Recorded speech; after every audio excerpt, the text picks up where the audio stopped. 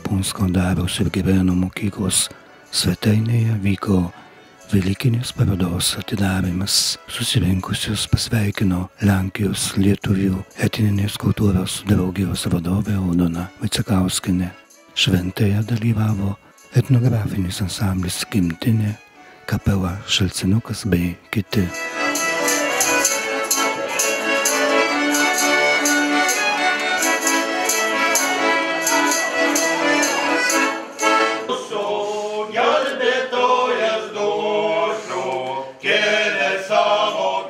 Po renginio atidarymo Bendrabučio svetainėje vyko parodos lankymas ir apdovanojimai.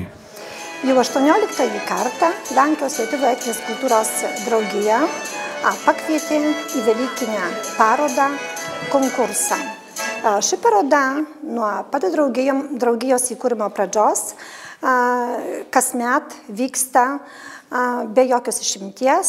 Vieną kartą nebuvo tai organizuojamas konkursas, tik tai paroda. Kiekvienais metais susilaukia lankytojų dėmesio, autorių dėmesio.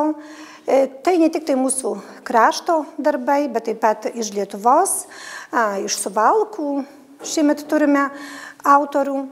Aišku, didžiausią dalį ir labai tai džiaugiamės, kad sudaro mūsų mokyklų mokiniai su tradiciniais ir kartais ir netradiciniais darbais. Labai svarbu, kad jeigu mokiniai neišmoksta jau namuose marginti margučių, tai jie mėgina mokykloje, mokyklos svetainėje, darželyje arba kitais būdais. Ir ta tradicija nenutrūkstamai tęsiasi. Labai džiaugiamės, kad atsiranda iš jaunųjų kartos labai gerų margučių margintojų, skutinėtojų.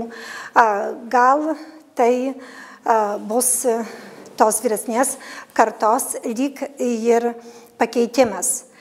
Dar ir šiemet mes sulaukėme savo margučių karalienės Izabelės Filevičienės, kurios margučiai tikrai verti aukso vainiko.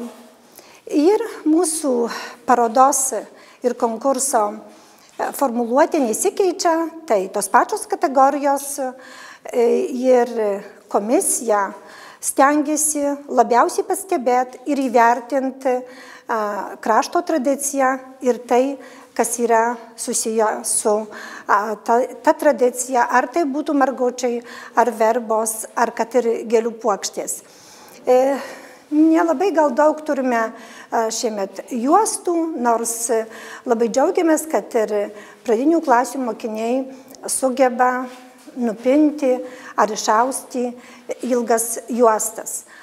Ši paroda yra keliaujama, kiekvienais metais organizuojama kitur. Labai džiaugiamės, kad šį kartą esame Punsko mokyklose, Punsko pradinės mokyklos svetainėje įvyks parodos atidarymas, o licėjaus Bendrabučio svetainėje vyksta paroda, kurią galės aplankyti visi norintieji susitarus su organizatoriais.